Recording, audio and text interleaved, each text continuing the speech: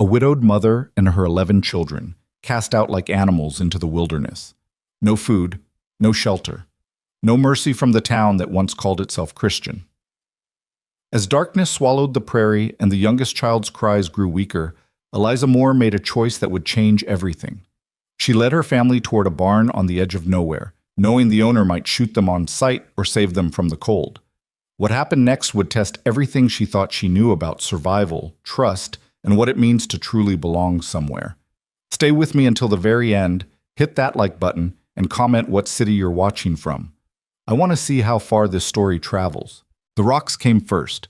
Not words, not warnings, just stones, hurled by hands Eliza Moore had once clasped in friendship, crashing against the walls of the shanty she'd called home for 3 desperate months. The children screamed inside, the younger ones anyway.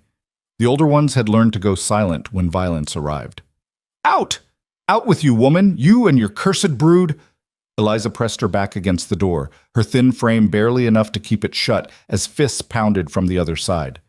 Through the gaps in the weathered wood, she could see them. Mr. Hutchins from the mercantile, his face twisted with righteous anger. Mrs. Pettigrew, whose pies Eliza had once praised at church socials, now spitting fury. Even young Thomas Green, just 17, his eyes hard as flint, a shovel raised like a weapon. Mama? 7-year-old Sarah tugged at her skirt, her voice small and cracking. Mama, why are they so angry? Eliza couldn't answer. Her throat had closed around words that would only frighten the children more. Behind her, in the dim single room that had sheltered all 13 of them, she heard baby William whimpering, heard 13-year-old Rebecca trying to shush him, heard the older boys, Matthew and John, moving toward the door, their young shoulders already braced for a fight they couldn't possibly win. No. Eliza's voice came out hoarse but firm. Matthew, John, stay back. All of you, stay back. The pounding intensified. The door shuddered under the assault. We gave you charity, Mr. Hutchins roared. Gave you work. Gave you a roof. And how do you repay us? By bringing pestilence. By cursing this town. Pestilence. The word cut through Eliza like a blade.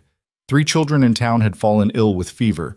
3 children who'd played with her youngest in the street just days before.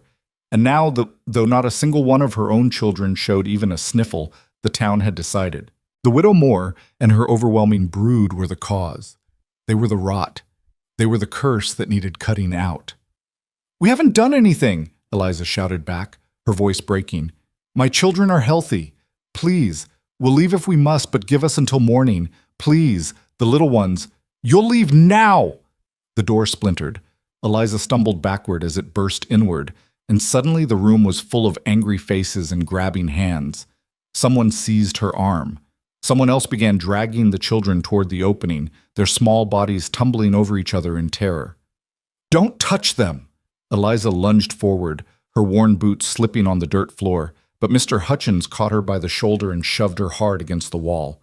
Her head cracked against wood. Stars exploded behind her eyes. Mama! Matthew, at 15, was the oldest. Tall but gangly, all elbows and fury, he threw himself at Mr. Hutchins, his fists flying with more courage than skill. The older man caught him easily, twisting the boy's arm until Matthew cried out. You want to be a man? Hutchins snarled into the boy's face. Then act like one. Get your family out of our town before I drag you all out by the hair. He released Matthew with a violent shove. The boy crashed into Eliza, and she caught him, held him, felt his whole body shaking with rage and helplessness. Get your things, she whispered against his ear. Quickly now, just what we can carry. They had almost nothing anyway. In less than 10 minutes, the Moore family stood in the street, if you could call the muddy path between buildings a street. Eliza held baby William against her chest, his small fist clutching the fabric of her dress. The other children clustered around her like frightened birds. Rebecca, Matthew, John, Sarah, the twins Daniel and David, 9-year-old Ruth, 6-year-old Thomas Jr., 4-year-old Mary, and 3-year-old Joseph. 11 children, ages ranging from 15 years to 8 months. Their eyes wide and confused, their clothes patched and repatched, their stomachs already hollow from too many meals stretched too thin. They carried 1 blanket, 1 cooking pot, a sack with perhaps 3 pounds of cornmeal. That was all Mr. Hutchins had allowed them to take. "And don't come back," Mrs. Pettigrew called from her doorway, her arms crossed over her ample chest. "We've got enough troubles without feeding every widow and her litter that wanders through." Other townspeople had gathered now, watching from windows and porches. No one spoke in Eliza's defense. No one offered even a word of sympathy. These were the same people who had smiled at her husband's funeral 8 months ago, who had promised to remember her in their prayers, who had said the words that people always said, "If you need anything, anything at all." They had needed everything, and received nothing but contempt. Eliza adjusted William on her hip and reached for little Joseph's hand. "Come along, children," she said, forcing her voice to stay steady. "We're going now." Going where? Rebecca's question was barely a whisper, but it struck Eliza like a physical blow. Going where? Going where? Going where? She didn't know. "Away from here," she said simply. "Somewhere better." It was a lie, and Rebecca, sharp-eyed, sharp-minded Rebecca, who'd already had to grow up too fast, probably knew it. But the girl said nothing, just took Mary's hand on one side and Ruth's on the other, forming a chain that connected the family in a fragile line. They walked out of town as the sun climbed toward noon, the autumn heat pressing down on their heads without mercy. Behind them, doors closed, curtains fell back into place. The town called Redemption, oh, the bitter irony of that name, returned to its business as if the moors had never existed at all. The prairie stretched out in every direction, an endless ocean of yellow grass beneath a pale, indifferent sky. No trees offered shade. No buildings broke the monotony of earth and horizon. Just emptiness and the dirt road that led away from Redemption toward, what? Another town that would take them in for a few weeks before deciding they were too much trouble? Another barn where they'd sleep until the owner chased them off? Another night of the children crying themselves to sleep with hunger? They walked for hours. The baby grew heavy in Eliza's arms, and her shoulders ached with a pain that went bone deep. Little Joseph began to limp, then to whimper, and finally Rebecca picked him up and carried him, though she was only 13 and slight as a reed. Matthew took the cooking pot from Sarah. John shouldered the blanket. Even the smallest children who could walk tried not to complain, their lips pressed tight against words that might burden their mother further. By mid-afternoon, the sun had turned vicious. Heat rose from the earth in shimmering waves. Sweat soaked through Eliza's dress, plastering it to her back. Her throat felt like sandpaper. The children's faces had gone red, then pale. Little Mary stumbled and fell, and when Ruth tried to help her up, both girls just sat down in the dirt together, too exhausted to rise. "We need water," Matthew said, his voice cracking on the words. "Mama, they need water." Eliza looked around desperately. Nothing. No stream, no well, no sign of civilization in any direction. The road they'd been following had dwindled to barely a track, 2 faint ruts in the grass that might have been made by a wagon months or years ago. "Just a little further," she heard herself saying. "Just a little further, and we'll rest." But how much further? And rest where? The sun crawled across the sky with agonizing slowness. The children walked, then shuffled, then stumbled. The twins began to cry, their small voices rising in unison, a sound that clawed at Eliza's heart with sharp fingers. She wanted to comfort them, wanted to promise them everything would be fine, wanted to be the mother they deserved, strong, capable, certain. Instead, she was just a woman walking into nothing, leading her children toward a horizon that never came closer. When the sun finally began its descent, painting the sky in shades of orange and purple that would have been beautiful if Eliza had any space left in her soul for beauty, she saw it, a dark shape in the distance, breaking the flat line of the prairie. "There," she said, pointing with the hand that wasn't supporting the baby. "Look, children, a building." Hope flickered in their tired eyes, fragile, desperate hope that Eliza herself hardly dared to feel. But they pressed forward with renewed effort, their feet moving faster despite the blisters that must be forming, the exhaustion that weighted every limb. As they drew closer, the shape resolved into a barn, large, weathered, standing alone like a monument to isolation.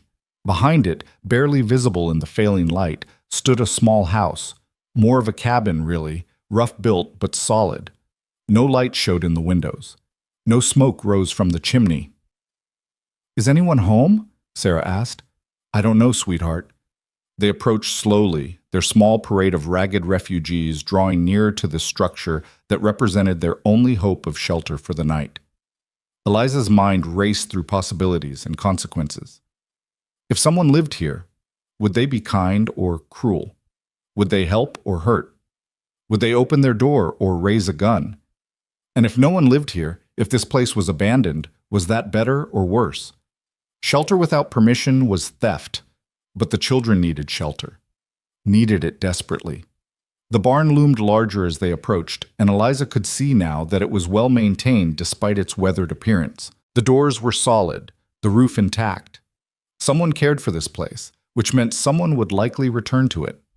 She stopped at the barn doors, the children clustering around her legs like chicks around a hen. The baby had fallen asleep against her shoulder, his breath warm on her neck. The others watched her with wide eyes, waiting for her decision, trusting her to know what to do, trusting her when she had no idea at all. "Matthew," she said quietly, "help me with the door." Together they pulled it open, the hinges creaking in the silence. The smell of hay and animals wafted out. Horses, she thought, though she saw none in the dim interior. The barn was clean, organized, with stalls along one side and a ladder leading up to a hayloft. "Inside," Eliza said. "Quietly now." They filed in like ghosts, their footsteps muffled by the dirt floor. The barn was still warm from the day's heat, but it felt like heaven compared to the exposed prairie. Eliza guided them to the far corner away from the doors, where hay had been stacked in neat piles. "Spread the blanket here," she told Rebecca. "Make a place for the little ones to sleep." While Rebecca worked, Eliza finally allowed herself to lower the baby into the hay.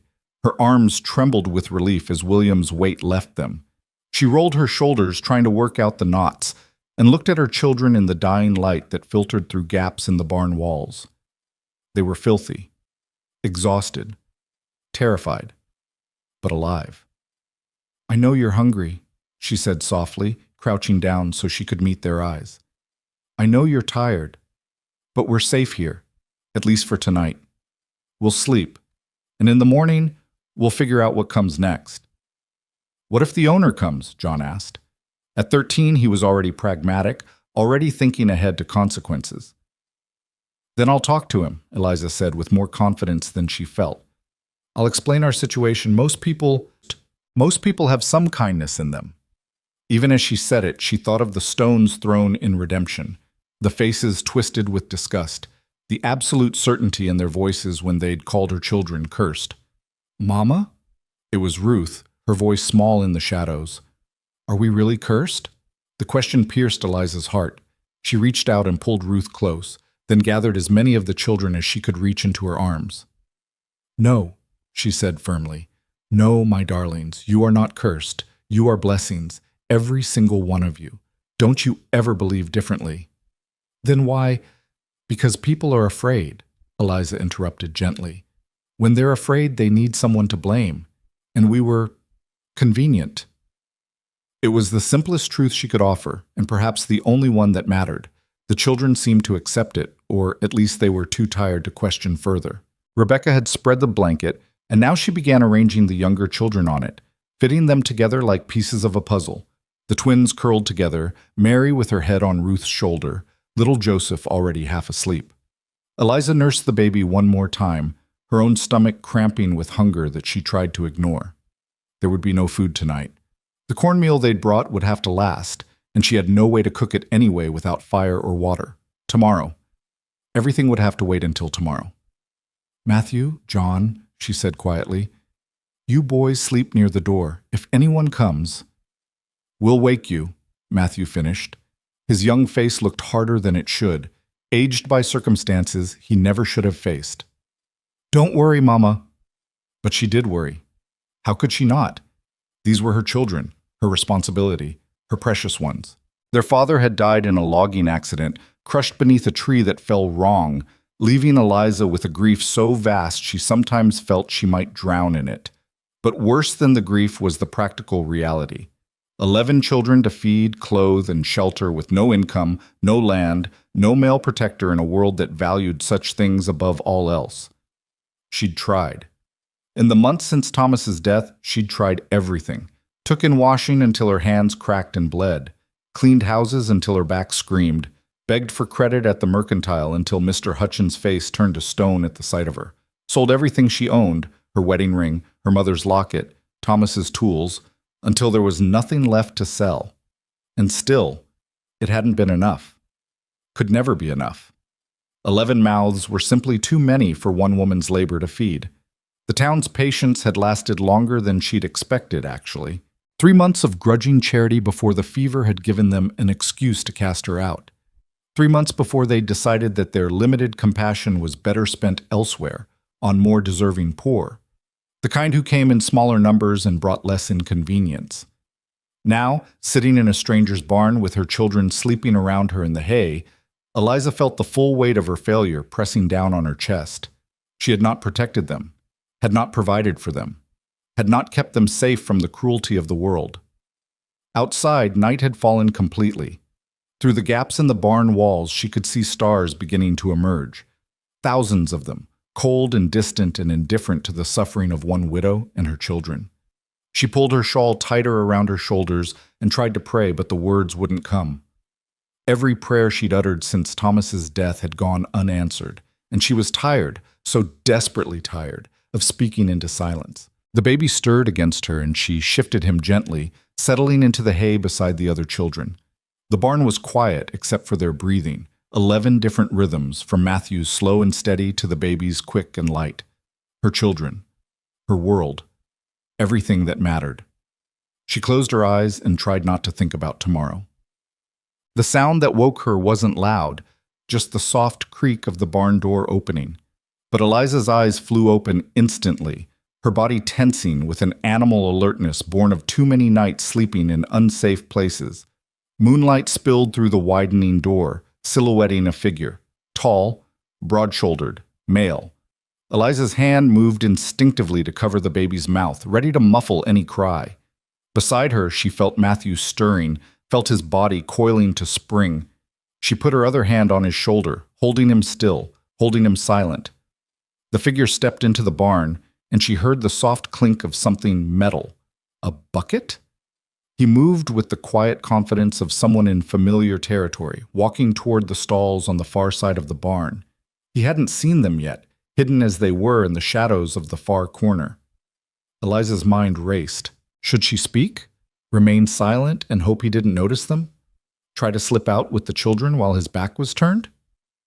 Before she could decide, the man hung his bucket on a hook and lit a lantern. Warm light flooded the barn, and Eliza knew immediately that their hiding place was no longer hidden at all. The man turned, and his eyes found them instantly. For a moment, nobody moved. Nobody breathed. The man stood frozen, his hand still on the lantern, his eyes wide with obvious surprise.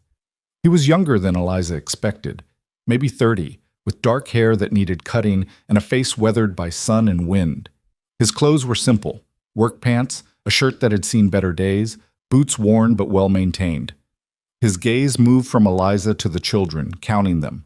She could see him counting, see the disbelief growing in his expression as the number climbed. 11. 11 children in his barn, uninvited and unexpected. Eliza stood slowly, carefully, trying not to wake the younger ones. She stepped forward, placing herself between the man and her sleeping children, her chin lifting even as her hands trembled. "Please," she said, her voice barely above a whisper. "Please don't make us leave tonight. Just let us stay until morning. The children, they can't walk anymore. They need sleep. I promise we'll go at first light. Please." The man's expression was unreadable.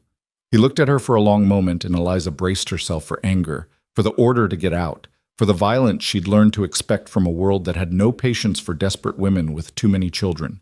Instead, he spoke just one word: "Stay." Eliza blinked, certain she'd misheard. "What?" "Stay," he repeated, his voice rough but not unkind.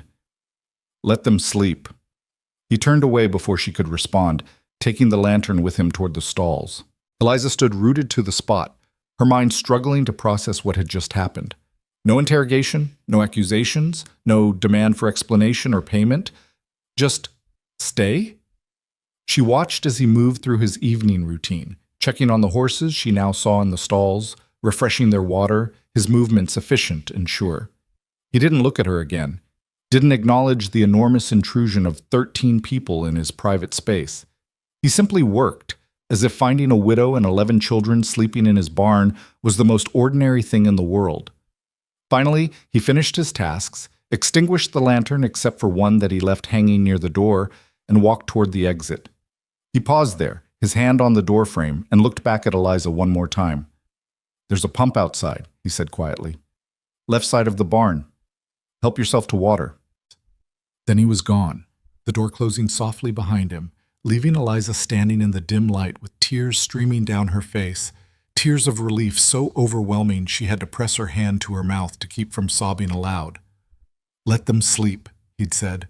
Such simple words, such ordinary kindness, and yet they felt like the first mercy she'd received since the world had turned cold and cruel.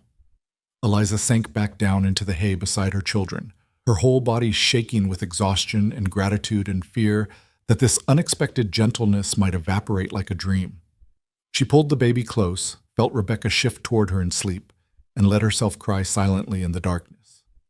Outside, the prairie night pressed close around the lonely barn, but inside, for the first time in months, Eliza felt something that terrified her almost as much as despair. Hope. Morning came with golden light slanting through the gaps in the barn walls, painting stripes across the hay where the children still slept. Eliza had been awake for hours, watching the darkness fade, her body tense with anticipation of what the day would bring. The stranger's kindness last night had been real. She hadn't dreamed it, but daylight had a way of changing things. People often regretted their generosity once they saw clearly what they'd agreed to shelter. She rose carefully, stepping over sleeping children, and made her way to the barn door. Opening it just enough to slip through, she found herself facing a morning so beautiful it hurt. The prairie stretched out in every direction, the grass moving in waves beneath a breeze that carried the scent of earth and distance. The sky was enormous, pale blue and cloudless, and for a moment Eliza allowed herself to simply stand there, breathing air that didn't smell of fear or failure. The pump stood where the man had said it would be, a simple hand pump with a wooden trough beneath it. Eliza worked the handle, and after a few resistant squeaks, water gushed out, clear and cold and more precious than gold.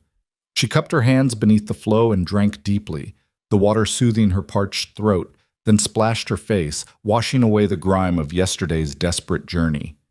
When she straightened, wiping water from her eyes, she saw him. The man stood perhaps 30 yards away, near a small corral attached to the barn. He was brushing down a horse, his movements rhythmic and patient, and he'd clearly been there for some time. He must have seen her emerge from the barn, must have watched her drink, but he gave no sign of it. Just kept working, his attention seemingly absorbed by the animal before him. Eliza's first instinct was to approach him, to thank him, to explain, to beg for further mercy. But something held her back. Perhaps the quality of his stillness, the sense that this was a man who valued space and silence. Instead, she returned to the barn, where the children were beginning to stir. "Mama?" Sarah's voice came sleepy and confused. "Where are we?" "Somewhere safe," Eliza said softly, kneeling beside her daughter. "Come, sweetheart, let's get you and the others some water." One by one, she roused them gently, led them outside in small groups to drink from the pump and tend to their basic needs. The older children helped the younger ones, Rebecca taking charge of the twins while Matthew guided little Joseph, everyone moving quietly as if they sensed that their continued welcome depended on not being too much trouble. The man continued his work with the horses, never approaching, never speaking. But Eliza felt his awareness of them like a physical presence, not threatening exactly, but watchful, assessing. By the time all the children had drunk their fill and returned to the barn, the sun had climbed higher and Eliza's stomach was cramping with hunger. The baby fussed against her shoulder, and she knew he could feel her own body's emptiness. Her milk would dry up if she didn't eat soon, and then what would William do? She was trying to calculate whether she could make the cornmeal into something edible without fire or proper water when she heard footsteps approaching the barn. Her body went rigid, and she saw Matthew and John both tense, moving protectively toward their younger siblings. The man appeared in the doorway, and in the full light of morning, Eliza could see him more clearly. He wasn't handsome in any conventional sense. His face was too weathered, his features too rough, but there was something solid about him, something steady. His eyes, she noticed, were a startling blue-gray, like storm clouds over water. He carried a canvas bag in one hand and a covered pot in the other. He set both down just inside the door, then stepped back, as if approaching wild animals that might bolt. "There's grain in the sack," he said, his voice as rough as she remembered. "And some stew from last night. Still good." Eliza stared at him, her throat closing around words that wouldn't form. The children watched with wide eyes, their hunger evident in the way they looked at the pot, but not one of them moved toward it. Eliza managed finally. "We can't accept—" "Already cooked," he interrupted, his tone practical. "Would just go to waste." He turned to leave, then paused, looking back at her with an expression she couldn't quite read. "Name's Ethan Cole. This is my land." "Eliza Moore," she replied, her voice steadier now. "These are my children." His gaze swept over them again, that same counting look from last night, but this time Eliza thought she saw something else in his expression, not judgment or disgust, but something almost like recognition. Like he understood, somehow, what it meant to be this desperate. "Mrs. Moore," he said with a slight nod. Then he was gone, his boots crunching on the hard-packed earth outside. The moment he disappeared, the children surged forward. Rebecca reached the pot first, lifting the lid to reveal a thick beef stew, the smell of it so overwhelming that little Mary actually whimpered. Eliza's hand shook as she helped portion it out, using the tin cup they'd brought from Redemption, making sure each child got some before she allowed herself even a taste. It was simple fare: beef, potatoes, carrots, all cooked until soft. But it tasted like salvation. The children ate silently, reverently, scraping every drop from the pot until it shone clean. The grain in the sack turned out to be oats and cornmeal, more than they'd seen in months, and Eliza felt tears prick her eyes again at this stranger's incomprehensible generosity. "Mama," Rebecca said quietly, once everyone had eaten, "how long can we stay?" It was the question Eliza had been avoiding, the one that sat like a stone in her chest. "I don't know, sweetheart. He said we could stay last night, and he's given us food, but we can't take advantage of his kindness." "What will we do?" John asked, and there was something in his voice, a weariness that no 13-year-old should possess, that broke Eliza's heart. "We'll ask him," she decided. "I'll speak to Mr. Cole and find out what he expects from us. Perhaps he needs help with something. Perhaps there's work we can do in exchange for shelter, at least until we can figure out where to go next." But even as she said it, Eliza couldn't imagine where that next place might be. Every town seemed the same, willing to offer temporary charity, then eager to be rid of the burden when it became inconvenient. And her family was nothing if not inconvenient. She spent the rest of the morning organizing their meager possessions and trying to make the corner of the barn they occupied look less like an invasion and more like a temporary, tidy arrangement. The children helped, even the little ones, straightening hay and folding the blanket, their movements quiet and careful. Around midday, Eliza ventured outside again, looking for Ethan Cole. She found him behind the small house, chopping wood with steady, powerful strokes. His shirt was dark with sweat, and a pile of split logs grew beside him with each swing of the axe. She approached slowly, waiting until he paused to wipe his brow before speaking. "Mr. Cole?" He turned, his expression neutral. Up close, she could see the lines around his eyes, the scar that ran along his jawline, the calluses on his hands that spoke of years of hard labor. "I wanted to thank you," Eliza said, forcing herself to meet his eyes, "for the food, for letting us stay. You didn't have to do any of that." He shrugged, looking uncomfortable with her gratitude. "Had food. You needed it." "Still," she persisted, "it was kind, more than kind." He didn't respond, just reached for another log and positioned it on the chopping block. Eliza realized he wasn't trying to be rude. He simply didn't know what to do with her thanks, didn't know how to receive gratitude for what he clearly considered a simple, practical action. She tried a different approach. "Mr. Cole, I need to know your expectations." We're grateful for your shelter, but we can't stay indefinitely without contributing something. If there's work that needs doing, laundry, cooking, mending, anything, my children and I are willing. The older ones are strong workers, and even the younger ones can help with— No need, he interrupted, his axe coming down with a sharp crack that split the log clean through. Eliza felt frustration rising in her chest. Mr. Cole, please, we can't accept charity without— Not charity. He set up another log, his movements deliberate. You're here. You need shelter. I've got shelter. That's all. But we have 11 children, Eliza said, her voice rising despite her effort to stay calm. 11. That's not a small imposition, that's— I can count, Mrs. Moore. The sharpness in his tone stopped her. He swung the axe again, harder this time, and the log exploded into pieces. Then he set the axe down carefully and turned to face her fully.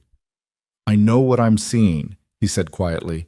I know what you're carrying, and I'm telling you, stay. No payment needed, no work required. Just let your children rest. Something in his voice made Eliza's breath catch. There was a weight to his words, a depth of understanding that went beyond simple kindness. This was a man who knew what it meant to need shelter, to need mercy. She didn't know his story, but she recognized the shadow of it in his eyes. How long? She asked softly. He picked up the axe again, tested its weight in his hands. Long as you need. Then he returned to his work, the conversation clearly over. Eliza stood there for a moment longer, watching him split log after log with mechanical precision, then turned and walked back to the barn, her mind churning with questions she didn't know how to ask. The days that followed settled into an unexpected rhythm. Ethan Cole rose before dawn, tended his horses, worked his land. The Moores remained in the barn trying to be as invisible as possible, though with 11 children that was nearly impossible. Twice a day, Ethan brought food, simple meals, never elaborate, but always enough. Bread and butter, more stew, beans and salt pork. Once, incredibly, a chicken he'd roasted whole. He never stayed to watch them eat, never asked questions, never seemed to expect thanks or conversation. He would simply set the food down, sometimes add firewood to the pile he'd started leaving near the barn door, and disappear again into his work. Eliza tried to respect his obvious desire for distance, but it went against every instinct she had. She was accustomed to earning her keep, to justifying her existence through labor. This passive acceptance of generosity felt wrong, like building a house on sand. On the 4th day, she couldn't stand it anymore. She waited until she saw Ethan heading toward the small vegetable garden behind his house, then intercepted him with determination in her step. Mr. Cole, I need to speak with you. He stopped, his expression wary. Mrs. Moore. This arrangement can't continue, she said firmly. You're feeding 13 people, providing shelter, asking nothing in return. It's not sustainable, and it's not right. Told you— I know what you told me, Eliza interrupted, then softened her tone. And I appreciate it more than you know. But please, let us help. Look at your garden. It's choked with weeds. Your fences need mending. Your house could use cleaning. Let me work. Let my older children work. Give us a way to feel like we're contributing something. Ethan looked at her for a long moment, his blue-gray eyes unreadable. Then he glanced toward the barn where Matthew and John were visible in the doorway, watching the exchange with anxious faces. How old are those boys? He asked. Matthew is 15. John is 13. He nodded slowly as if considering. They know horses? Their father taught them some, before he died. Another long pause. Then, could use help with the fence line in the east pasture. Posts are rotting, needs replacing before winter. Relief flooded through Eliza so powerfully she felt dizzy. They can do that. They're good workers, both of them, and I can— Garden could use attention, he admitted, his tone reluctant, if you're wanting to work it. Yes, Eliza said quickly. Yes, thank you. And the little ones can help with smaller tasks. Rebecca is excellent with mending, and Sarah can— Mrs. Moore. He held up a hand, stopping her flood of words. No need to assign everyone jobs. Just do what seems needful. If it helps you feel better about staying. He started to turn away, then paused, looking back at her with an expression that might have been concern. Your children? They getting enough to eat? The question asked so bluntly caught Eliza off guard.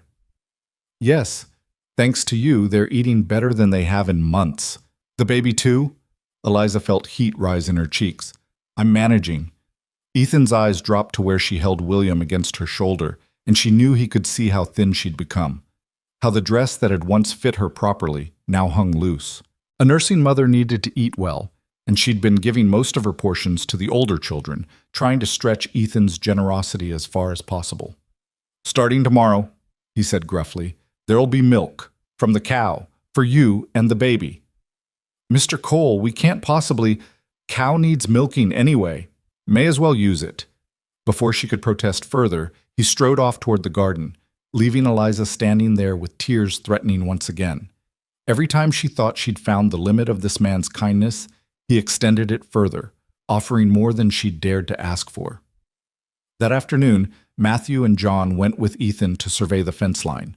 Eliza watched them go with her heart in her throat, hoping desperately that her boys would prove themselves capable, that they wouldn't disappoint this man who was giving them such an extraordinary chance. She turned her attention to the garden, where weeds had indeed taken over much of the space between neat rows of vegetables.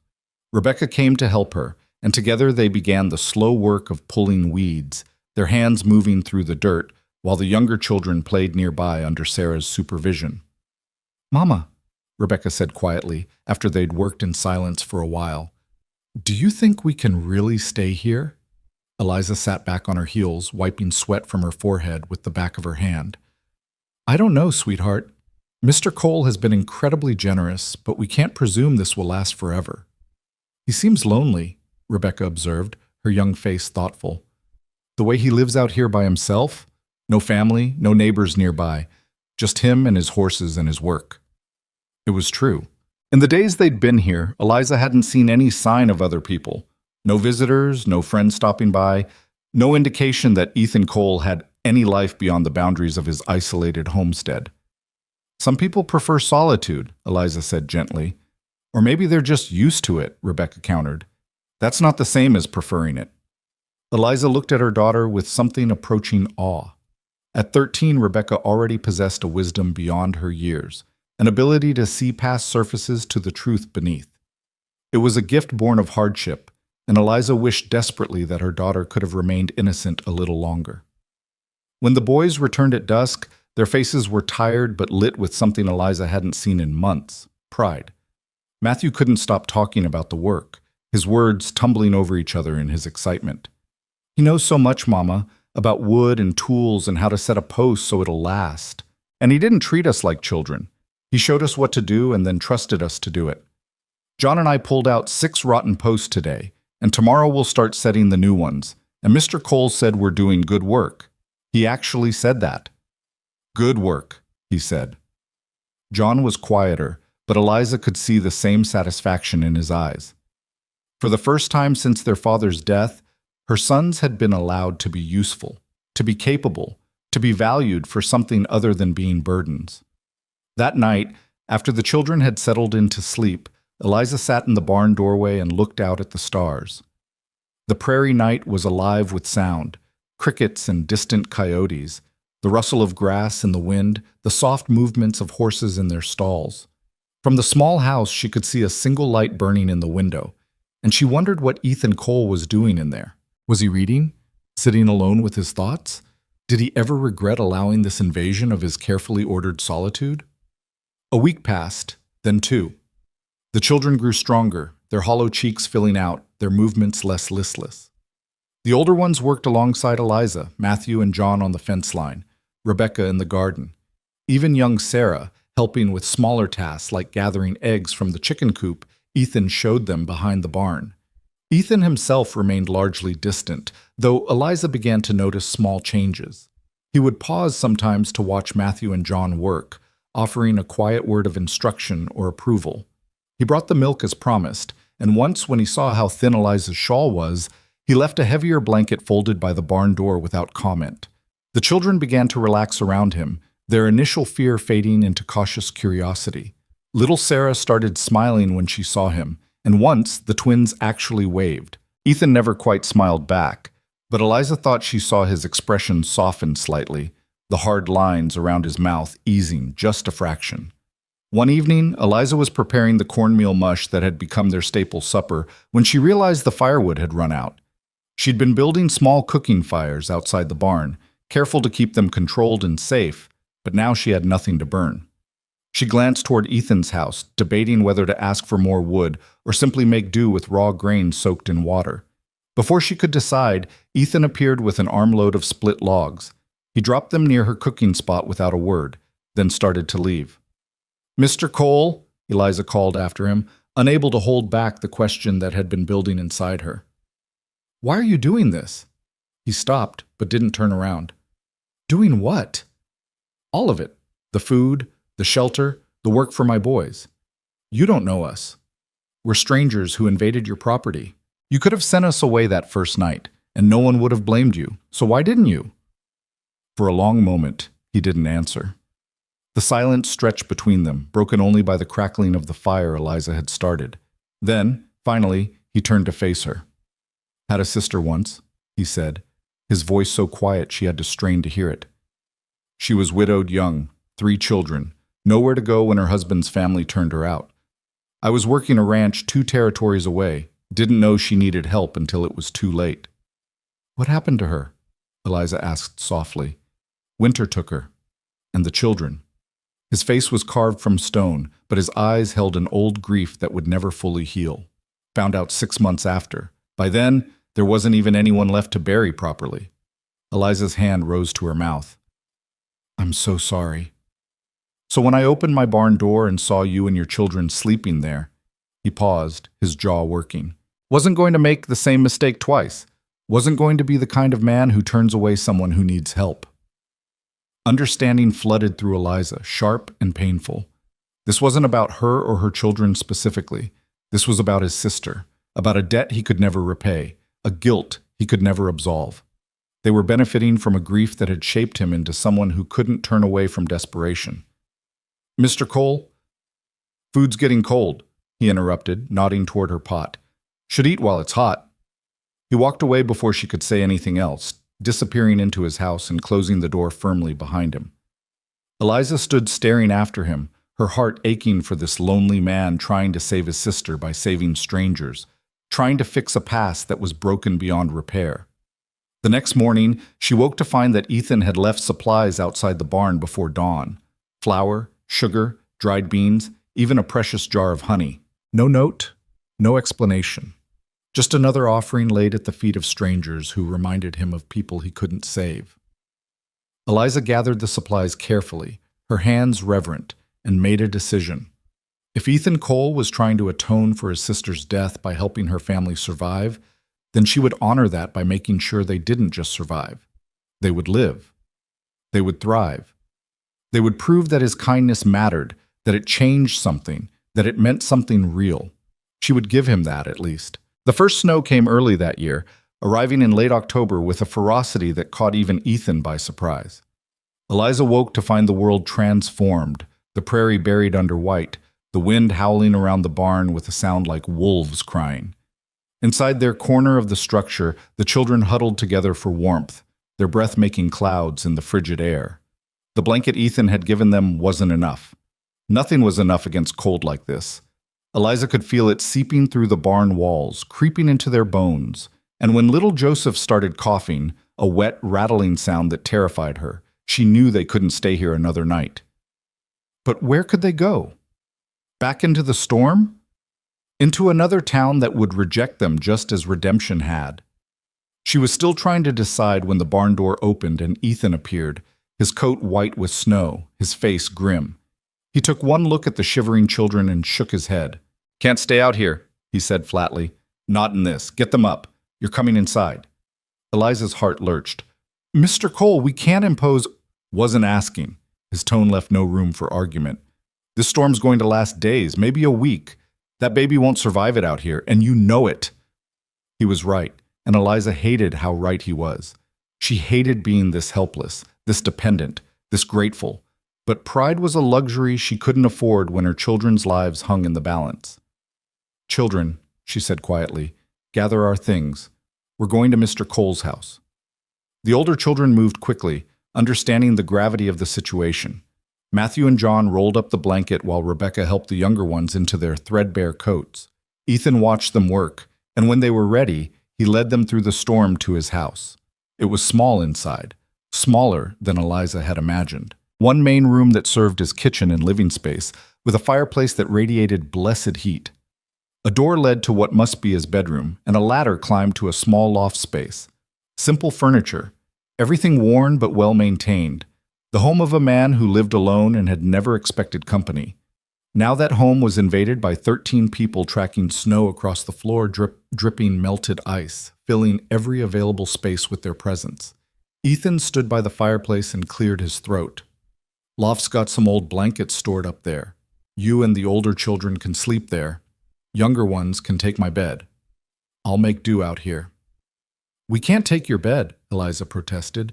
"We'll all manage in the loft, or Mrs. Moore."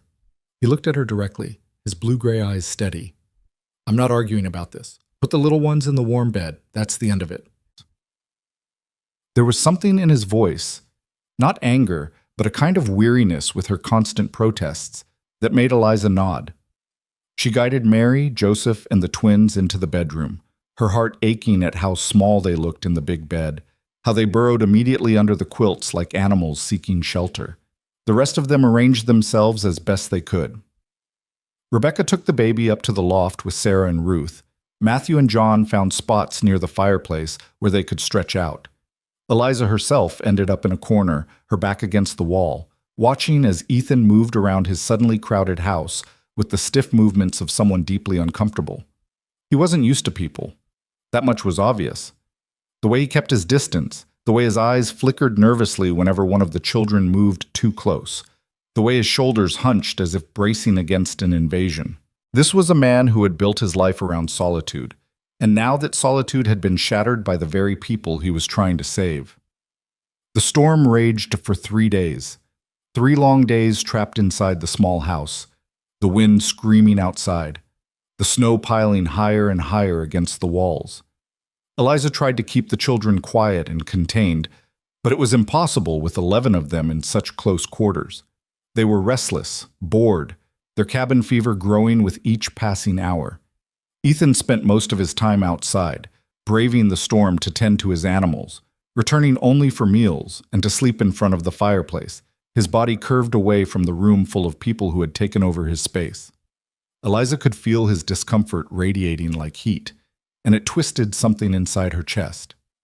On the 4th day, the storm finally broke. The wind died, the sun emerged, and the prairie became a blinding expanse of white. Ethan was out the door before dawn, and Eliza didn't see him again until late afternoon. She was preparing supper, a stew made from supplies she'd found in Ethan's well-stocked pantry, when Matthew came running in, his face flushed with cold and something else. Excitement? No, Eliza realized with a sinking feeling. Fear. "Mama," he said breathlessly.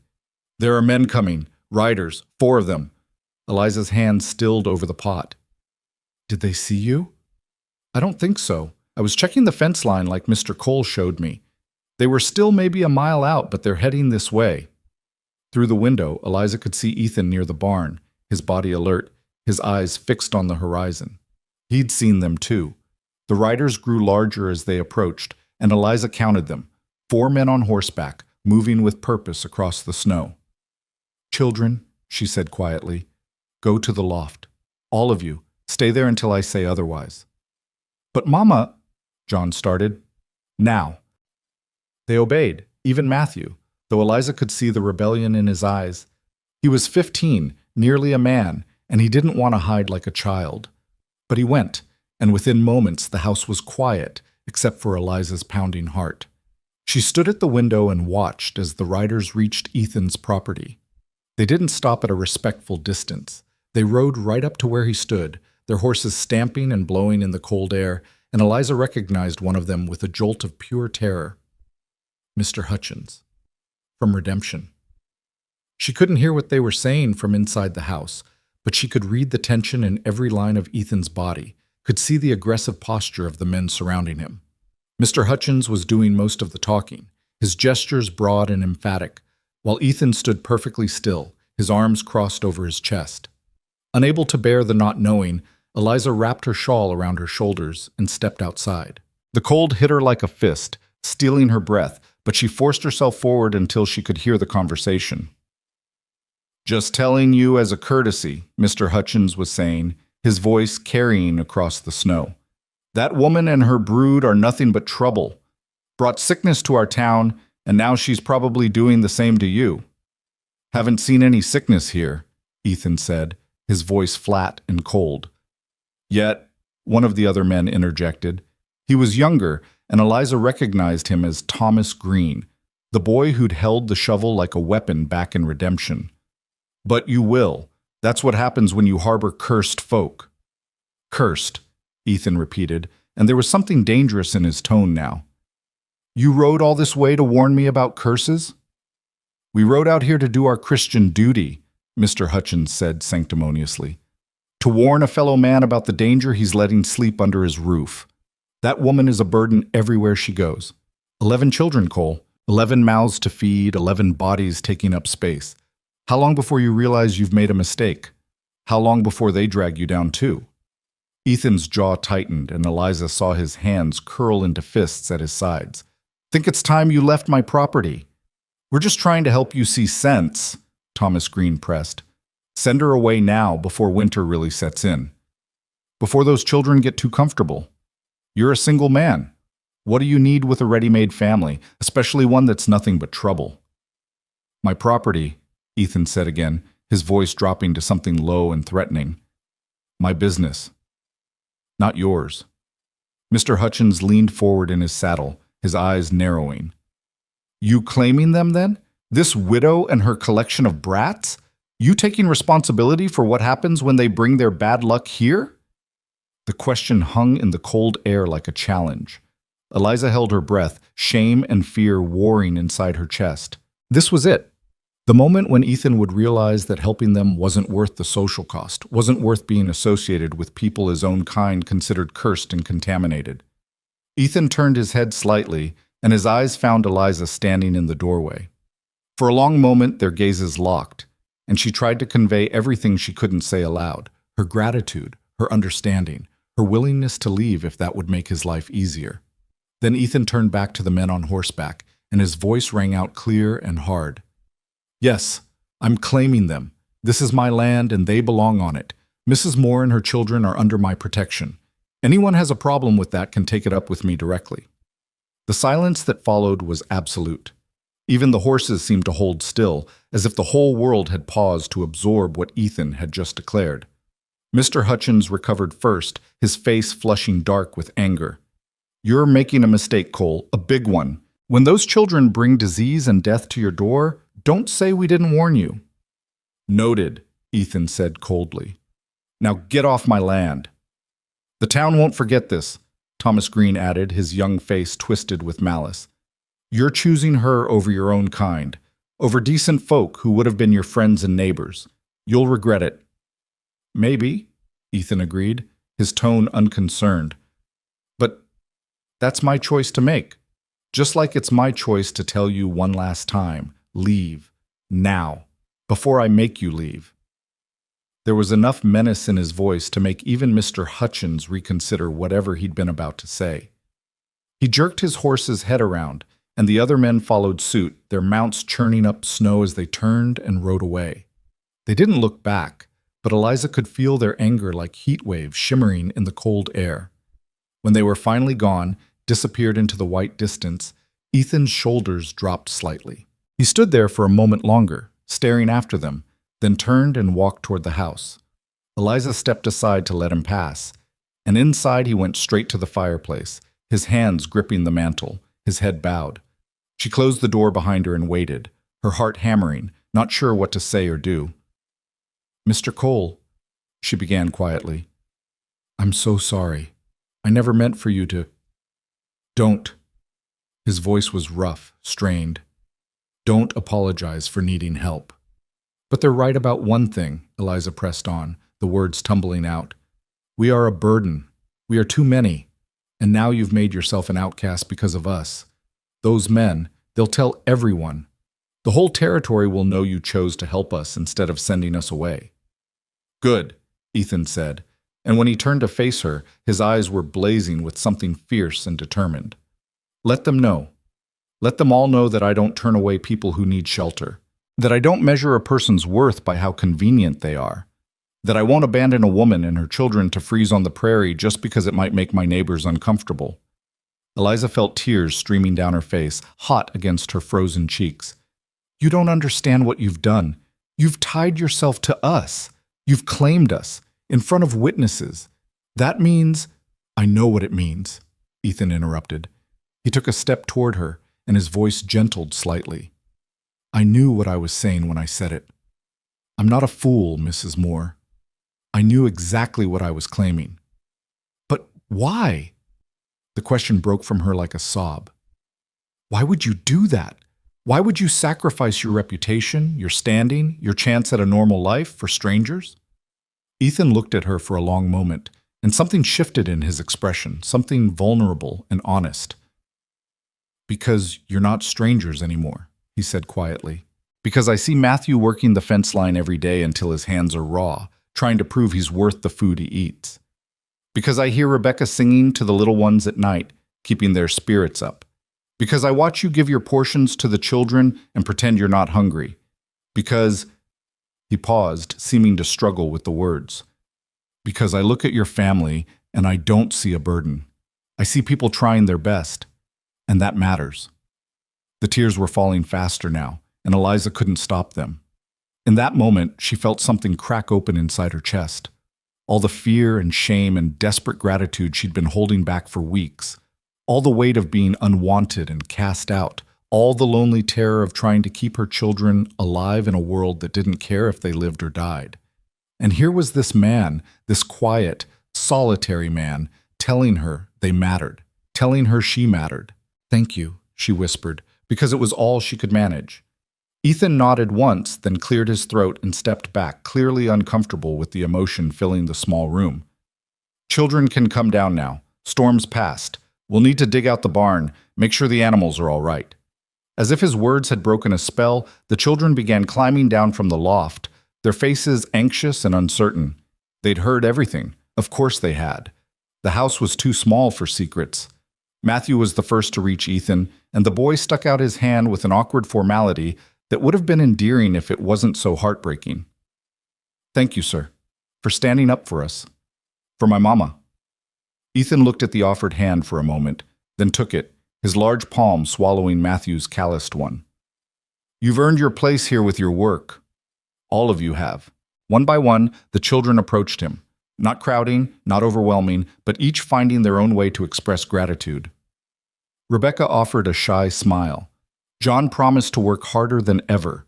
Even little Sarah, brave Sarah, walked up and slipped her small hand into Ethan's for just a moment before darting away again.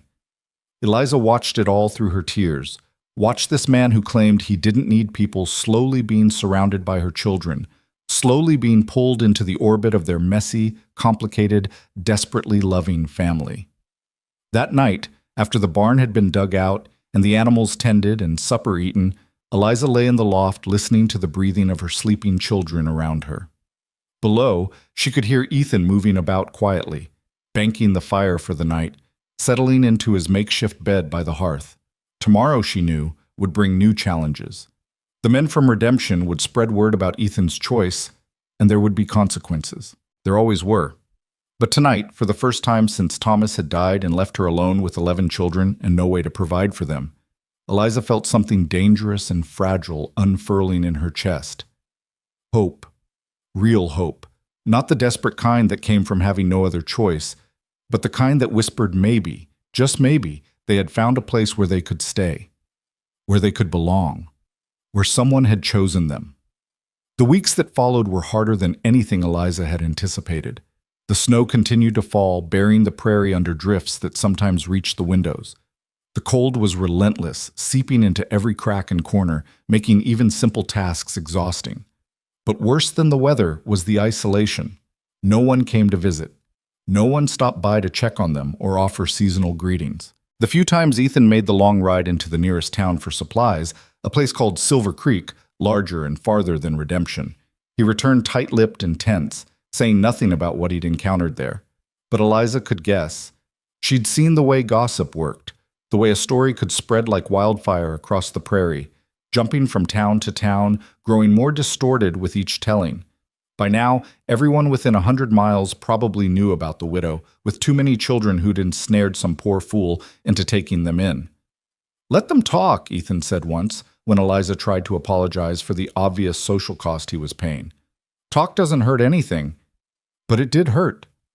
Eliza could see it in the way his shoulders hunched when he came back from town, in the way he grew quieter and more withdrawn, retreating into himself like a wounded animal seeking shelter. She wanted to reach out to him, to tell him he didn't have to bear this alone, but she didn't know how. Didn't know what words could possibly bridge the gap between grateful dependence and something more equal, more mutual. Christmas came and went with little fanfare. Eliza tried to make it special for the children, telling them stories and singing carols, rationing out a bit of the precious sugar to make simple cookies. Ethan disappeared into his bedroom for most of the day, emerging only for meals, his face carefully neutral. It wasn't until the children were asleep that night that Eliza found him outside, standing in the snow, staring up at stars so bright and cold they looked like ice chips scattered across black velvet. "Mr. Cole," she said softly, pulling her shawl tighter against the brutal cold. "Are you all right?" "Fine," he said, but his voice was hollow. Eliza moved to stand beside him, and they stayed there in silence for several minutes, their breath making clouds in the frigid air. Finally, she worked up the courage to ask what she'd been wondering. "Do you regret it, letting us stay?" "No," Ethan said immediately, and there was no hesitation in his voice. "Never that." "Then what is it? What's troubling you?" He was quiet for so long she thought he wouldn't answer. Then slowly, the words began to come. "My sister. She died at Christmas. Her and the children. That's when the cold took them. I found out on Christmas Day, got the letter from a preacher who'd found their bodies in an abandoned claim shack 2 territories over." Eliza's heart broke for him. "I'm so sorry. Every Christmas since, I've been alone. Chose to be alone. Couldn't stand the thought of people celebrating when she was gone, when I'd failed her." He paused, his jaw working. "But tonight, listening to your children singing, watching them happy despite having so little, it was the first time in 7 years I didn't spend Christmas wishing I was dead too." The raw honesty of it stole Eliza's breath. She reached out without thinking and took his hand, and when he didn't pull away, she held on tight. "Your sister would be glad," she said quietly, "that you're helping us, that you're choosing life over grief." "Maybe," Ethan said, and his fingers tightened around hers. "Maybe." They stood there together until the cold drove them inside, and something had shifted between them, something subtle but significant. A recognition that they were both carrying grief, both trying to survive losses that had nearly destroyed them, both learning how to build something new from the wreckage of what they'd lost. January brought temperatures so cold that water froze solid in the bucket overnight. The children could barely go outside without risking frostbite, so they stayed huddled around the fireplace, the older ones helping the younger ones with reading and numbers, everyone trying to stay occupied in the cramped space. Ethan spent more time inside too, unable to work in the brutal cold. At first, he seemed uncomfortable with the constant presence of people, but gradually Eliza noticed him relaxing. He began teaching Matthew and John how to carve wood, showing them how to shape simple tools and utensils. He let the younger children watch as he mended tack and repaired equipment. Once, Eliza even caught him smiling, actually smiling, when little Joseph proudly showed him a crooked wooden horse the boy had attempted to whittle. The house felt less like a shelter they'd invaded and more like a home they were building together. But the test of whether they truly belonged was still coming. It arrived in early February, on a day when the temperature had climbed just high enough to make travel possible. Eliza was preparing the midday meal when she heard horses approaching, multiple horses, and the sound of wagon wheels. Ethan heard it too. He set down the bridle he'd been oiling and moved to the window, his body going tense. "Stay inside," he told Eliza, then stepped out into the cold. Through the window, Eliza watched as a group of perhaps 8 or 9 people approached. Men and women both, some on horseback, others in 2 wagons. They stopped in front of the house, and a woman Eliza didn't recognize climbed down from the lead wagon. She was well dressed, her coat fine wool, her bearing that of someone accustomed to authority and respect. When she spoke, her voice carried clearly through the cold air. "Mr. Cole, I presume. My name is Mrs. Margaret Ashford. I'm from Silver Creek, and I've come to discuss a matter of some concern to our community." Ethan's stance didn't change. "Mrs. Ashford. I'll be direct," the woman continued.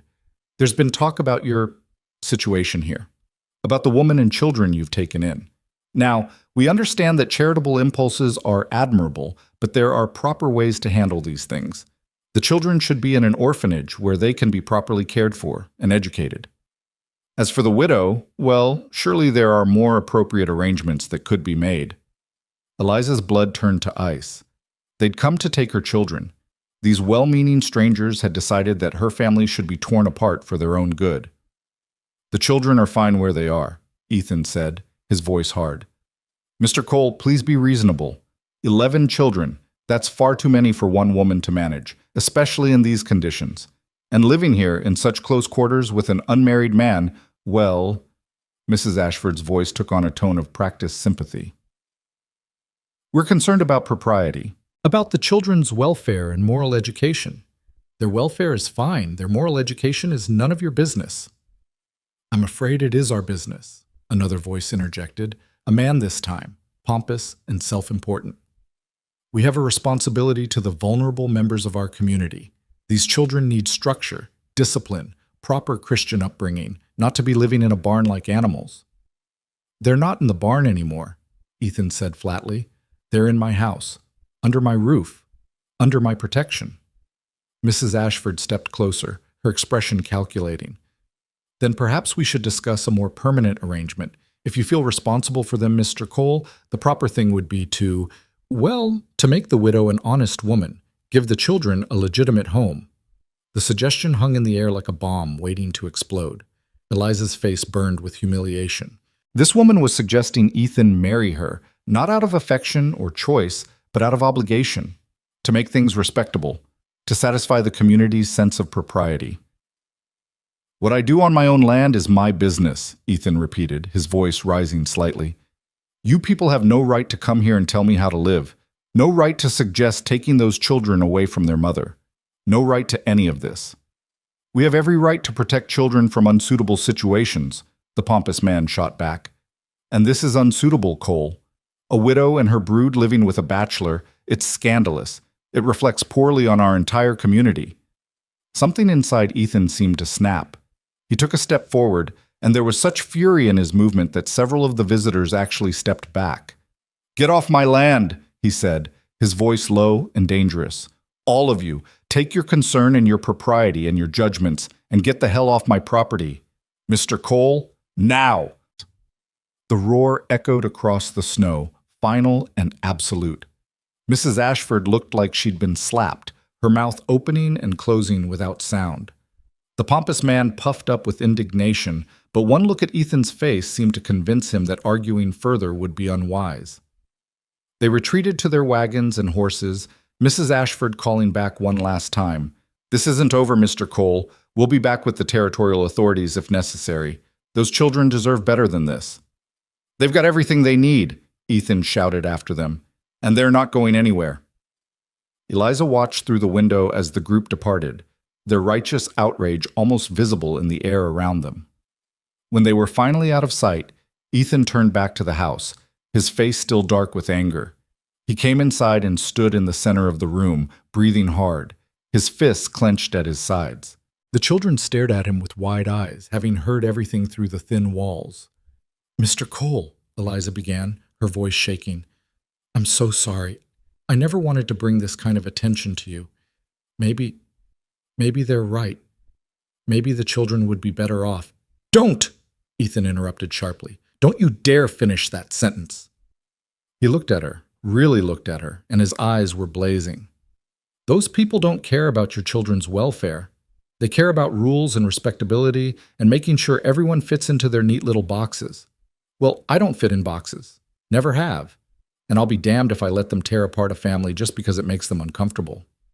But they said they'd come back, Rebecca said quietly from her spot near the fire. With authorities. Let them try, Ethan said grimly.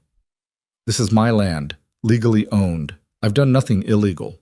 And if they want to make an issue of it, they'll find out exactly how stubborn I can be.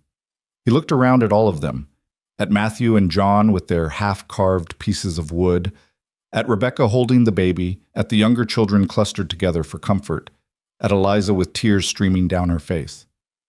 You're staying, he said firmly. All of you. For as long as you need. For as long as you want. And anyone who has a problem with that will have to go through me first. In that moment, standing in his small house surrounded by her children, Eliza felt something click into place inside her heart. This wasn't just shelter anymore.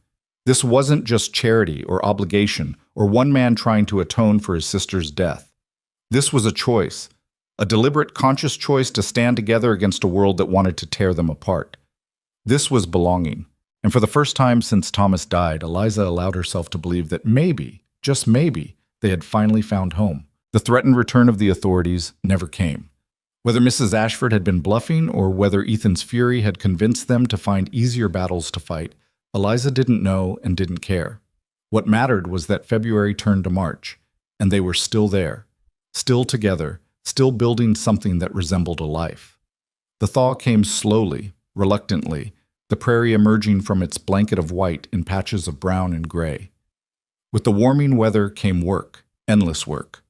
The winter had damaged fences, weakened structures, created 100 small problems that needed fixing before spring planting could begin.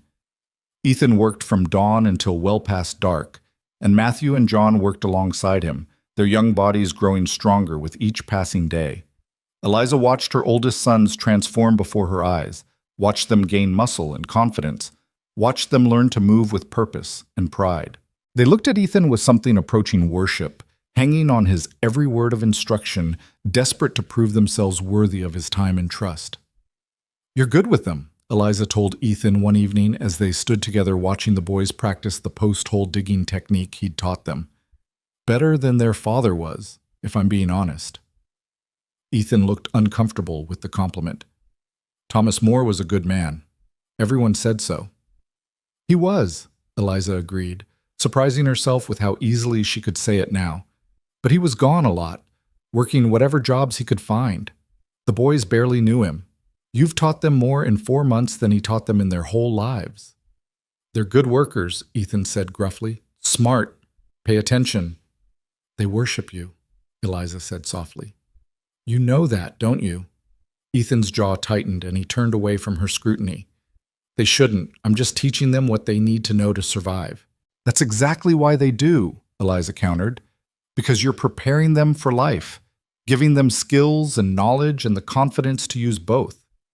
Do you have any idea how rare that is? How precious?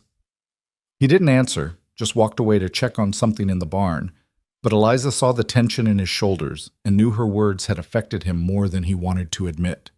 As the weather improved, Eliza threw herself into making the homestead not just functional, but beautiful. She attacked the vegetable garden with fierce determination, expanding it, planning what they would plant come full spring. She cleaned every corner of the small house until it gleamed. She mended Ethan's clothes, patched his worn shirts, even attempted to make curtains from fabric she'd carefully unpicked from her own spare dress. You don't need to do all this, Ethan said one afternoon, finding her elbow deep in a bucket of wash water, scrubbing his work shirts until her knuckles were raw. I want to, Eliza replied firmly. You've given us so much. Let me give something back. You're already working too hard. The garden, the cleaning, the children, the cooking. I can handle it. Eliza. He'd started using her first name sometime during the long winter, though she couldn't remember exactly when the transition had happened. You're going to wear yourself out. She looked up at him, her hands still in the soapy water. I need to be useful, Ethan. I need to contribute. Can you understand that? Something in her voice must have reached him because he nodded slowly. Just don't kill yourself trying to prove your worth. You've already proven it. The words settled into Eliza's chest like warm stones, and she carried them with her through the long days that followed. Rebecca turned 14 in late March, and Eliza was startled to realize how much her daughter had grown. The girl was nearly as tall as Eliza herself now, her movements gaining a grace that spoke of approaching womanhood. She'd taken on so much responsibility with the younger children, becoming a second mother to them, and sometimes Eliza caught glimpses of the woman Rebecca would become, strong, capable, kind. "Mama," Rebecca said one evening as they worked together preparing supper, "can I ask you something?" "Of course, sweetheart. Do you think we'll stay here? Permanently, I mean?" Eliza's hands stilled over the bread dough she was kneading. "I don't know. Why do you ask?" "Because the little ones are starting to think of this as home," Rebecca said carefully. "They're getting attached. To the house, to the land, to—" She paused, then finished quietly. "To Mr. Cole."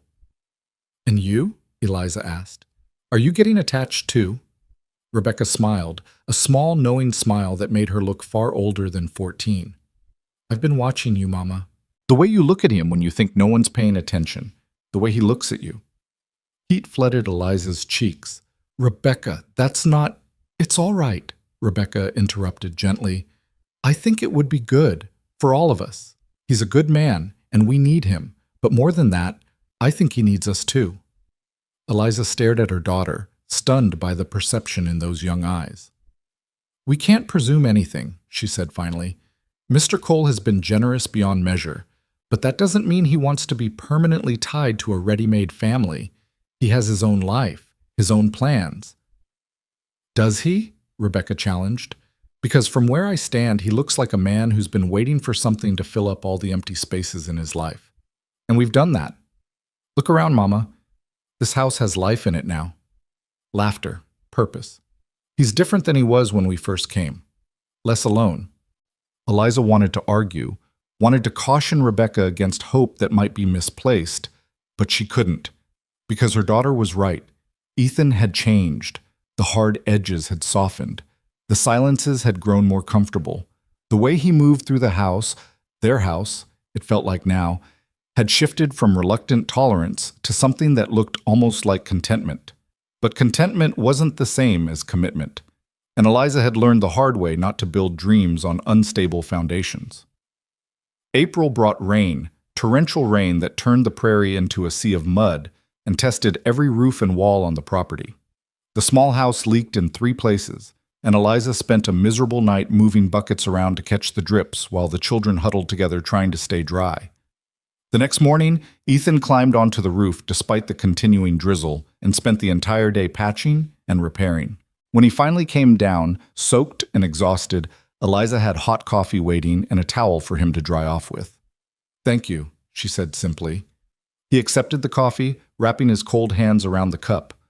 "Roof should have been fixed before winter. I let it go too long." "You didn't know you'd have 13 people depending on it," Eliza pointed out. "Maybe not," Ethan agreed. "But I do now." The simple statement held weight beyond its words. I do now. Present tense. Ongoing. Not temporary charity, but acknowledged responsibility. That night, after the children were asleep and the rain had finally stopped, Eliza found Ethan sitting on the porch step, staring out at the muddy yard. She sat down beside him, pulling her shawl close against the damp chill. "Penny for your thoughts," she offered. He was quiet for a long moment, then said, "I was thinking about my sister, about how she used to sit on the porch at our parents' house and plan out her future. She had such dreams, wanted a big family, a piece of land to call her own, a husband who'd love her and her children. She got some of it, the husband, the children. But the land—" He paused, his voice roughening. "She died in a shack that didn't even keep the wind out, let alone the cold." "I'm sorry," Eliza said softly. "She would have liked you," Ethan continued. "Would have liked your children.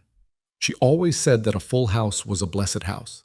He turned to look at Eliza, and in the dim light from the window behind them, his eyes were serious. "I failed her. But I won't fail you. Won't let what happened to her happen to your family." "You haven't failed anyone," Eliza said firmly. "You've saved us. You're still saving us, every single day." "Not saving," Ethan corrected. Just sharing what I have. There's a difference. Is there? Eliza asked. Because from where I'm sitting, it looks an awful lot like you've given us everything while asking nothing in return. That's not true. Ethan's voice was low, almost hesitant. You've given me plenty.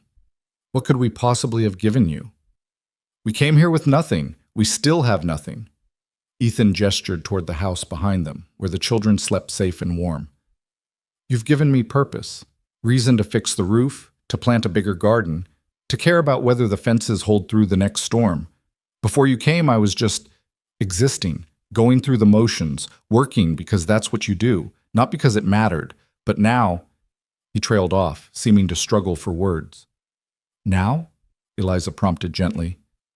Now I wake up and there's breakfast cooking and children's voices and life happening all around me, Ethan said quietly. Now I fix things because I know people are depending on them. Now I plan for the future because there are people to share it with. You think you've given me nothing, but you've given me everything that matters. Eliza felt tears pricking her eyes. Ethan, I know I'm not easy to live with, he interrupted, as if afraid of what she might say. I know I'm rough around the edges, not much for talking, set in my ways. I know taking on another man's children isn't something most people would choose. But if you and the children are willing to stay, if you can stand living here with me, then I'd like you to stay. Permanent-like. The words hung between them, not quite a proposal, but something close to it, an offer, an invitation, a tentative reaching towards something more than temporary arrangement. Eliza's heart hammered in her chest. Are you sure? 11 children, Ethan. That's not a small thing. I've been living with 11 children for months now, he pointed out. Seems to me I'm already doing it. Might as well make it official. Official, Eliza repeated. What exactly are you suggesting? Ethan's face flushed, visible even in the dim light. I'm suggesting that maybe we should think about making this arrangement more permanent, legal-like. So those busybodies can't come back and try to take the children, so you don't have to worry about where you'll go or how you'll manage, so we can just be a family. Eliza's breath caught. A family? If you want, Ethan said quickly. No pressure. I know it's not romantic or anything fancy. I know I'm not offering you much, just hard work and a small house and a stubborn man who doesn't always know how to say what he means. But I'd take care of you, all of you, best I could. For a long moment, Eliza couldn't speak. Emotions warred inside her chest, hope and fear, gratitude and uncertainty, the bone-deep loneliness of the past year clashing with the tentative warmth of the past few months. I need time, she said finally, to think, to make sure this is right for everyone. Take all the time you need, Ethan said, though she could hear the disappointment in his voice. I'm not going anywhere. They sat in silence for a while longer, and when Eliza finally rose to go inside, Ethan caught her hand briefly, just a gentle squeeze, there and gone, but enough to send warmth flooding through her entire body. Inside, lying in the loft beside her sleeping children, Eliza stared at the ceiling and tried to sort through the tangle of her thoughts. Marriage to Ethan would solve so many problems, would give the children security, would provide them with a father figure they desperately needed, would end the uncertainty that shadowed every day. But was that enough reason to marry? Practicality and gratitude? What about love? The question haunted her through the days that followed. She watched Ethan with new eyes, paying attention to things she'd been trying not to notice. The way he patiently taught little Joseph how to whistle. The way he listened when Sarah chattered endlessly about nothing. The way he made sure Matthew and John took breaks from their work, reminding them they were still boys, not machines. The way he looked at Eliza herself when he thought she wasn't watching, a look that held warmth and something that might be longing. Could she love him? Or more accurately, was she already starting to? The answer came unexpectedly on a warm May morning. Eliza was in the garden, her hands deep in the soil, when she heard a commotion from the direction of the barn. She stood quickly, her heart jumping into her throat, and saw Matthew running toward the house, his face pale. "Mama! Mama! Come quick! It's Mr. Cole!" Eliza dropped her trowel and ran, her skirts tangling around her legs. She found Ethan on the ground near the corral, his leg bent at an unnatural angle, his face white with pain. John stood over him, looking terrified. What happened? Eliza demanded, dropping to her knees beside Ethan. Horse spooked, Ethan managed through gritted teeth. Threw me. Legs broken. Eliza could see that for herself. The break was bad. Not compound, thank heavens, but definitely broken. Matthew, ride to Silver Creek and fetch the doctor. John, help me get him inside, carefully now. The next hours were a blur of activity and pain. The doctor arrived, set the leg with Ethan biting down on a leather strap to keep from crying out, then left instructions for keeping it clean and immobile. Ethan would be bedridden for weeks, the doctor said, longer if he didn't stay off it properly. That first night, after the children were settled and the house was quiet, Eliza sat beside Ethan's bed with a cool cloth for his fever. The setting had torn something inside him. An infection was a real danger. I'm sorry, Ethan mumbled, half delirious with pain and laudanum. Can't work, can't provide. Useless. Hush, Eliza said firmly, wiping his forehead. You're not useless. You're hurt, and you're going to heal. The planting, he muttered, needs to be done. The fence, Matthew and John will handle it, Eliza assured him. You've taught them well. They know what to do. Not ready, Ethan protested weakly. Too young. Then they'll learn by doing, Eliza said. The way you did. The way everyone does. Rest now. Let us take care of you for once. She stayed by his bedside through that long night, changing the cloth when it grew warm, giving him water when he stirred, watching his face in the lamplight. And somewhere in those quiet hours, as she sat vigil over this man who had given her family everything, Eliza realized the truth. She loved him. Not out of gratitude or obligation or practical necessity, but genuinely, truly loved him. Loved his quiet strength and his awkward kindness. Loved the way he saw her children not as burdens, but as people worth investing in. Loved how he'd claimed them in front of hostile witnesses, how he'd stood firm against judgment and criticism, how he'd made a place for them in his solitary life, even though it cost him socially and emotionally. She loved him, and the realization was both terrifying and liberating. The weeks of Ethan's recovery tested them all. Matthew and John took over the bulk of the physical work, rising before dawn and collapsing exhausted at night. Rebecca helped Eliza manage the house and the younger children. Even the littlest ones contributed what they could, fetching and carrying, running messages, trying to be helpful. And Eliza discovered something she hadn't expected. They could manage. The family could function, could survive, could even thrive without Ethan's constant labor. They had learned from him, absorbed his knowledge and work ethic, and now they were proving they could carry on. But more importantly, they wanted to. Not because they had to, but because this was their home now. This land, this house, this life they were building together. It belonged to all of them. Ethan watched from his bed, frustrated by his forced inactivity, but clearly moved by what he was witnessing. They're doing good work, he told Eliza one evening. Better than I expected. You trained them well, Eliza replied, adjusting his pillows. They're good boys. All of them. Your girls, too. Rebecca's got a head on her shoulders that would put most adults to shame. They love you, Eliza said softly. All of them. They want to make you proud. Ethan's eyes met hers, and something passed between them. A recognition, an understanding.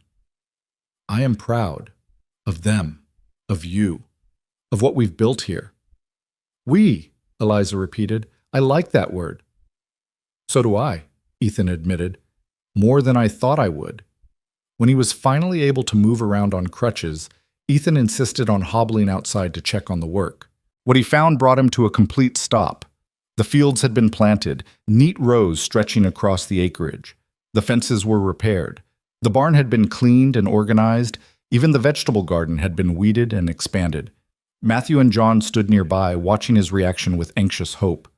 Well, Ethan said finally, his voice rough with emotion, looks like you boys don't need me anymore. That's not true, Matthew protested immediately. We need you. We wanted to show you we could help, really help, not just be extra mouths to feed. Ethan reached out and clapped the boy on the shoulder, his grip firm despite the crutches. You've done more than help. You've made this place better than I ever did alone. The pride in Matthew's face was incandescent, and Eliza, watching from the porch, felt her heart swell with love for both her son and the man who'd given him this gift of competence and worth. By mid-June, Ethan was walking without crutches, though his legs still pained him.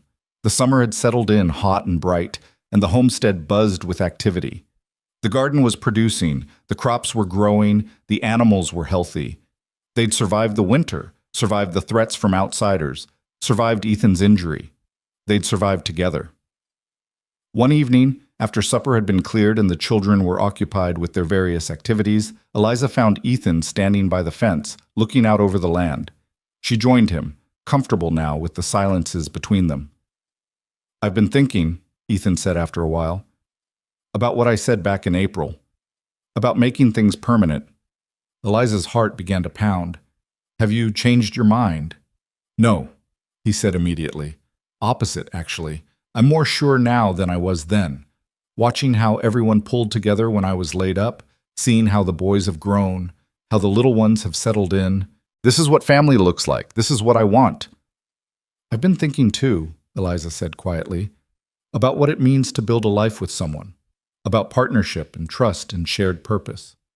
"And?" Ethan turned to face her fully, his expression guarded but hopeful. "And I think I'd like to make this permanent too," Eliza said, her voice steady despite the emotion threatening to overwhelm her. "Not just for the children's sake, though that's part of it, but for us. Because somewhere along the way, this stopped being about survival and started being about actually living, building something real and lasting." Ethan reached out and took her hand, his calloused palm warm against hers. "I know I'm not romantic. I know I can't offer you a fancy life or smooth words or—" "I don't want fancy," Eliza interrupted. "I want real. I want honest. I want someone who'll stand beside me when things get hard and celebrate with me when they get better. I want partnership built on respect and mutual effort. And I think that's what we've been building all along." "So that's a yes?" Ethan asked, and there was something almost vulnerable in his voice. "That's a yes," Eliza confirmed. "To making this permanent, to being a family, to choosing each other deliberately, not just out of necessity."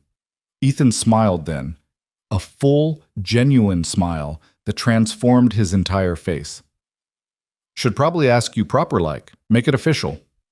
"Probably should," Eliza agreed, her own smile matching his. But they stood there for a while longer, hands clasped, watching the sunset paint the sky in shades of gold and rose, and neither of them felt the need to rush. They had time now. They had a future stretching out before them, full of work and challenges and ordinary days that would add up to an extraordinary life. They had each other, and they had chosen it. That was enough. The proper proposal came 3 days later, though not in any way Eliza had imagined. She was hanging laundry on the line she'd strung between 2 posts behind the house, the summer sun warm on her shoulders, when Ethan appeared beside her with something small clutched in his hand. "Got something for you," he said without preamble, his face slightly flushed. Eliza wiped her damp hands on her apron and turned to face him. In his palm lay a simple ring, not gold or silver, but carved from dark wood, polished until it gleamed. The craftsmanship was rough but careful, every groove and curve shaped with obvious effort. "Made it myself," Ethan said, his voice gruff. "I know it's not much. Can't afford gold or fancy stones, but I thought maybe something made by my own hands might mean something. Show that I'm serious about this. About us." Eliza reached out with trembling fingers and picked up the ring. It was warm from his hand, surprisingly light, and when she looked closely, she could see tiny imperfections in the wood, places where the knife had slipped slightly, where the grain hadn't quite cooperated. But those imperfections made it more beautiful, not less. They made it real. "It's perfect," she whispered. "Eliza Moore," Ethan said formally, dropping to one knee despite the protest of his still-healing leg. "Will you marry me? Will you be my wife? Let me be a father to your children, build a life with me here on this land? I can't promise it'll be easy. Can't promise riches or comfort. But I can promise I'll work hard every day to provide for you and protect you, and be the kind of man you and your children deserve." Tears streamed down Eliza's face as she looked at this man kneeling before her, this rough, awkward, profoundly good man who had saved her family and then somehow become part of it. "Yes," she said, her voice breaking. "Yes, Ethan Cole, I'll marry you. I'll marry." He slipped the wooden ring onto her finger. It fit perfectly, as if it had been made specifically for her hand, and then he stood and pulled her into his arms. It was the first time he'd truly embraced her, and Eliza felt the strength in his body, the steadiness, the promise of safety and partnership.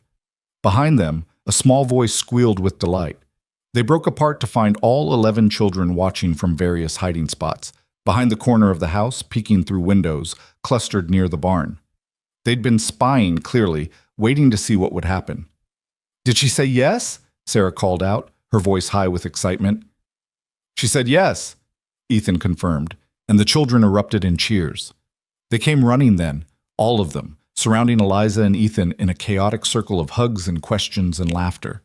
Even Matthew and John, trying to maintain their teenage dignity, couldn't hide their grins. Rebecca was crying happy tears, and the little ones were jumping up and down, not entirely sure what was happening but caught up in the joy of it. "Does this mean Mr. Cole will be our papa?" little Joseph asked, looking up at Ethan with wide, hopeful eyes. Ethan crouched down to the boy's level, his expression serious. "If you'll have me.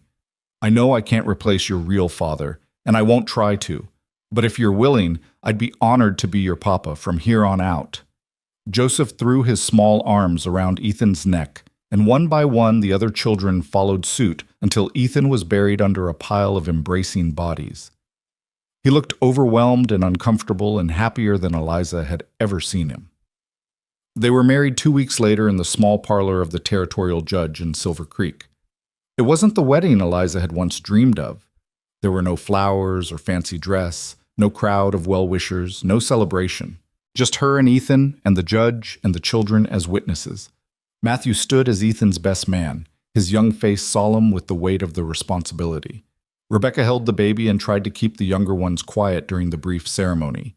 When the judge pronounced them man and wife, Ethan kissed Eliza chastely on the forehead, his ears turning red with embarrassment at the public display of affection.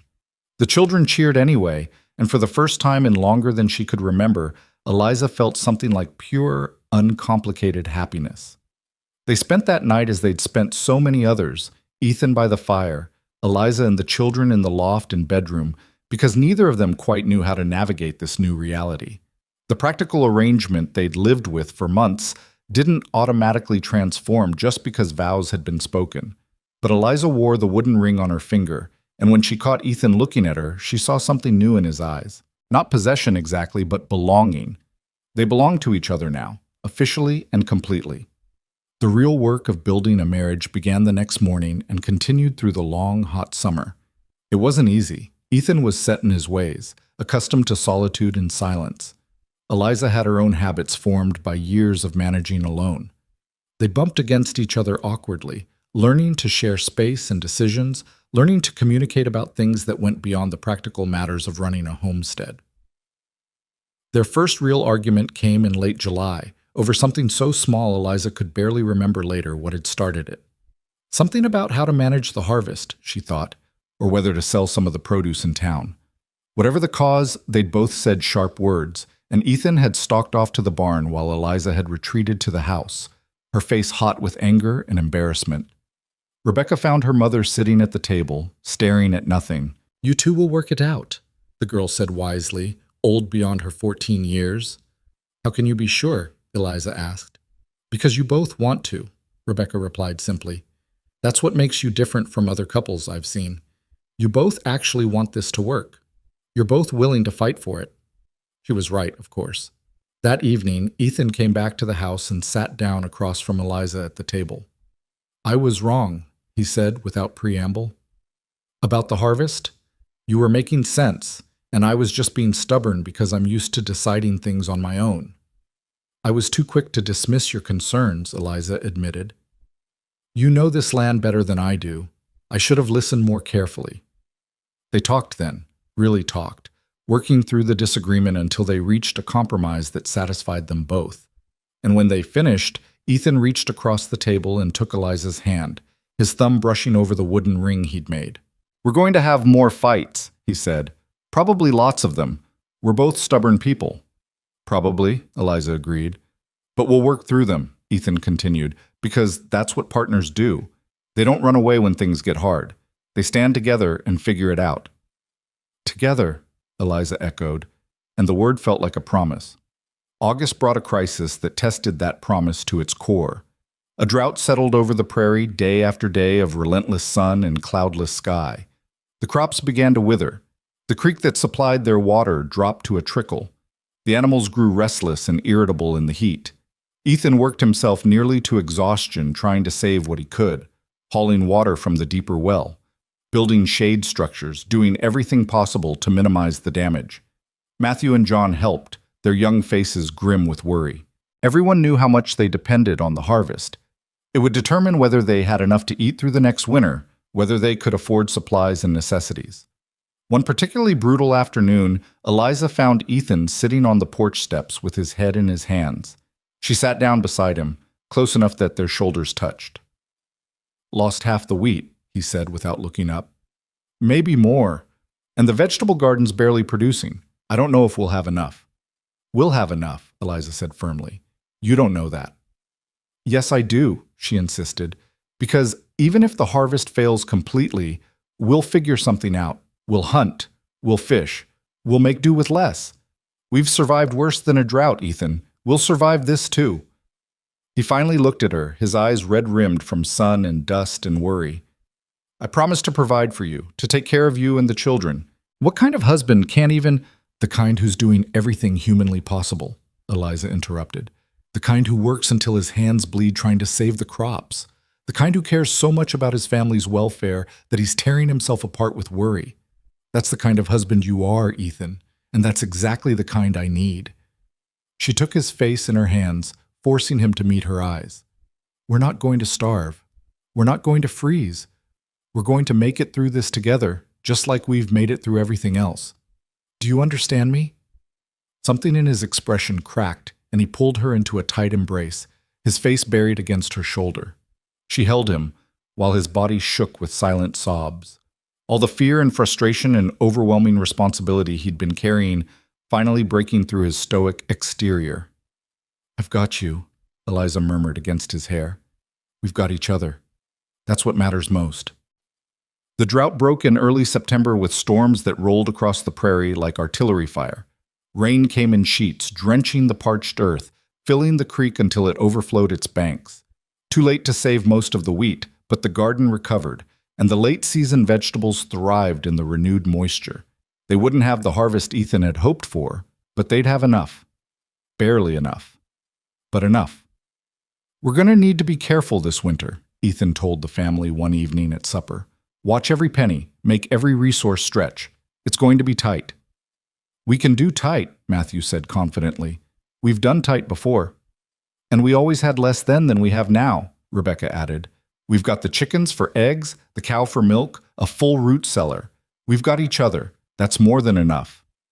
Looking around the table at the children's determined faces, at Eliza's steady confidence, Ethan felt something shift inside his chest.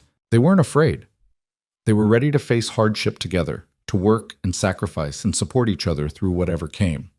This was what family meant, not the absence of struggle, but the presence of unity in facing it. "You're right," he said quietly. "We'll be fine." And they were. The winter that followed was lean but not desperate. They rationed carefully, hunted when they could, made every resource count. The children never complained, even when meals were simple and portions small. They'd learned something over the past year, learned that security didn't come from abundance, but from knowing they could rely on each other no matter what. Christmas that year was nothing like the lonely holiday Ethan had spent the year before. The house was full of noise and laughter, of children singing carols and playing games they'd invented with sticks and stones. Eliza had saved back a bit of sugar and made simple cookies that the children savored like treasures. Ethan carved small wooden toys for the younger ones, working in secret in the barn for weeks. When the children were finally asleep on Christmas night, exhausted from excitement, Eliza and Ethan sat together by the fire. She'd moved her sleeping space down from the loft after the wedding, and though they still maintained a certain awkward distance, They'd grown more comfortable with each other's presence. "Thank you," Eliza said softly. "For what?" "For giving my children a real Christmas, for making them feel safe and loved and like they belong somewhere." "They do belong," Ethan said. "This is their home, our home." Eliza reached over and took his hand, lacing her fingers through his. "I love you," she said, the words coming out in a rush. "I know we haven't talked about that much, and I know our marriage started as more of a practical arrangement, but I need you to know I love you, Ethan Cole. Not out of gratitude or obligation, but because of who you are, because of how you love my children, because of how you've shown me what real partnership looks like." Ethan stared at their joined hands for a long moment, and when he spoke, his voice was thick with emotion. "I love you too. Have for a while now, actually. Just didn't know how to say it. Didn't know if you'd want to hear it." "I want to hear it," Eliza whispered. "Every day. If you're willing." He pulled her closer, and she rested her head against his shoulder, feeling the steady beat of his heart through his shirt. Outside, snow began to fall again, soft and silent, blanketing the prairie in white. But inside the small house, warmth and love pushed back against the cold.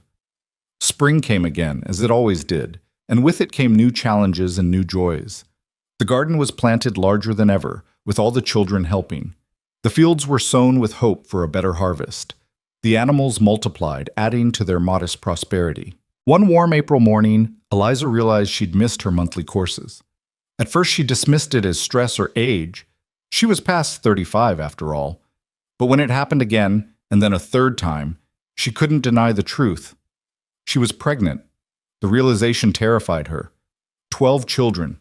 She would have 12 children. At her age, with all the risks that came with pregnancy and childbirth, with another mouth to feed when resources were already stretched thin. But beneath the fear was something else. Joy. Pure, uncomplicated joy at the thought of bringing Ethan's child into the world, of giving him this gift after he'd given her family so much. She told him one evening as they worked together in the barn, her words tumbling out nervously. Ethan went completely still, his hands freezing on the leather tack he'd been oiling. "A baby," he repeated, as if testing the words. "Our baby." "Yes," Eliza said. "I know it's not ideal timing, and I know we're already stretched thin, and I know—" She stopped because Ethan had dropped the tack and swept her into his arms, lifting her off her feet and spinning her in a circle. When he set her down, his face was split by the widest smile she'd ever seen from him. "A baby," he said again, and this time his voice was filled with wonder. "Our baby, Eliza, this is everything I never thought I'd have." "You're not worried?" she asked, searching his face. "About the cost, the work, I'm terrified," Ethan admitted honestly. "But I'm also happier than I've ever been. We'll figure it out, just like we figure everything else out. Together." The children were equally thrilled when they learned the news. Even the older ones, who understood the practical implications, couldn't contain their excitement at having a new sibling. Rebecca immediately started planning, talking about how she'd help with the baby, how the little ones could take turns holding it, how they'd all pitch in to make things easier for Eliza. "We're going to need a bigger house," Matthew observed practically. "Eventually, anyway. This one's already pretty crowded." "Then we'll build one," Ethan said simply. "Next summer, after the harvest. We'll add on, make more room, make this place fit the family it's holding." It was the first time anyone had acknowledged out loud that this wasn't temporary, wasn't a stopgap measure until something better came along. This was permanent, this was home, and they were going to invest in it, build it up, make it a place that could hold all of them comfortably. The baby came in early December during a cold snap that froze the prairie solid. The birth was hard, harder than any of Eliza's previous labors. And for several terrifying hours, Ethan paced the small house while the midwife from Silver Creek worked behind the closed bedroom door. When he finally heard the baby's cry, thin and reedy but unmistakably alive, Ethan's legs nearly gave out from relief. The midwife emerged a few minutes later, her face tired but smiling. "You have a daughter," she announced, "and your wife is fine. Exhausted, but fine." Ethan went into the bedroom to find Eliza propped up against pillows, her hair damp with sweat, her face pale but radiant. In her arms was a tiny bundle, red-faced and squalling. "Our daughter," Eliza said softly, looking up at him with tears in her eyes. "Our hope." "Hope," Ethan repeated, moving closer to look at the impossibly small person they'd created together. "That's perfect." He sat carefully on the edge of the bed, and Eliza placed the baby in his arms. Hope quieted immediately, her unfocused eyes trying to make sense of this new world, her tiny hand curling around Ethan's finger with surprising strength. "She's beautiful," Ethan whispered, his voice thick. "Perfect." The other children were allowed in one at a time to meet their new sister. The younger ones were awed into silence, their eyes huge as they took in the miracle of new life. The older ones were more composed, but no less moved. Rebecca cried openly, and Matthew's voice cracked when he congratulated his mother. That night, with Eliza and Hope resting in the bedroom, and the children settled in their various sleeping spots, Ethan stood at the window and looked out at the frozen prairie. 2 years ago, he'd been alone in this house, going through the motions of living without really being alive. He'd been haunted by his sister's death, convinced that he'd failed in the most fundamental way possible. Now his house was full of children, 12 of them, counting the baby. His wife slept peacefully in the next room, recovering from bringing their daughter into the world. His stepsons had become the sons of his heart, working beside him every day, learning and growing. His stepdaughters had brought warmth and care and gentleness to a house that had known only harsh practicality. He hadn't failed. His sister's death would always be a sorrow, but he'd honored her memory in the best way possible, by making sure other children didn't suffer the same fate. By opening his home and his heart to a family that needed him just as desperately as he'd needed them. The first real test of their expanded family came that spring when Mrs. Ashford returned, this time with the territorial marshal in tow. Eliza saw them coming and immediately sent the children to the barn with Rebecca in charge, her heart hammering with fear. Ethan met them in the yard, his stance wide and defensive. Eliza stood beside him, Hope bundled against her chest, presenting a united front. "Mr. Cole, Mrs. Cole," Mrs. Ashford said, her voice dripping with false sweetness. "I've brought Marshal Thompson to investigate the welfare of the children living on this property." "The children are fine," Ethan said flatly. "Nevertheless, the marshal needs to see for himself," Mrs. Ashford insisted. "There have been concerns raised about the suitability of this arrangement, particularly given the number of minors involved." The marshal, a weathered man in his 50s, looked uncomfortable with his assignment. "Mr. Cole, I don't want any trouble. I just need to verify that the children are being properly cared for. If you'll allow me to speak with them and inspect the premises—" "Inspect whatever you want," Ethan interrupted. "Talk to whomever you want. We've got nothing to hide." What followed was the most thorough examination Eliza had ever endured. The marshal walked through the house, noting the sleeping arrangements, the food stores, the general cleanliness. He spoke to each child individually, asking about their treatment, their education, their daily life. He examined their clothes, their health, even their hands to see if they bore signs of abuse or neglect. Throughout it all, Mrs. Ashford hovered disapprovingly, clearly expecting to find evidence of mistreatment, but there was none to find. The children were healthy, well-fed, and obviously happy. The house was clean and orderly. The property was well-maintained. When the marshal finished his inspection, even Mrs. Ashford's pursed lips couldn't hide the fact that she'd found no ammunition for her crusade. "Well, Marshal," she demanded, "surely you can see that this situation is irregular. All these children living in such close quarters. What I see," the marshal interrupted, his tone firm, "is a family. A large family, certainly, but a functional one. The children are cared for, educated according to their abilities, and clearly loved. Mr. and Mrs. Cole are legally married, making this arrangement entirely proper. I see no grounds for intervention." "But, Mrs. Ashford," the marshal said, turning to face her directly, "I understand your concerns and I appreciate your dedication to children's welfare. But sometimes the best place for children is exactly where they are. These children have a home, 2 parents who provide for them, and each other for support. That's more than many children have. I suggest we leave this family in peace." Mrs. Ashford sputtered with indignation, but the marshal was already mounting his horse. He tipped his hat to Eliza and Ethan. "You folks have a good day, and congratulations on the new baby." As they rode away, Eliza felt Ethan's arm come around her shoulders, solid and reassuring. The children emerged from the barn, their faces anxious, and when they saw their parents still standing together, relief washed over them.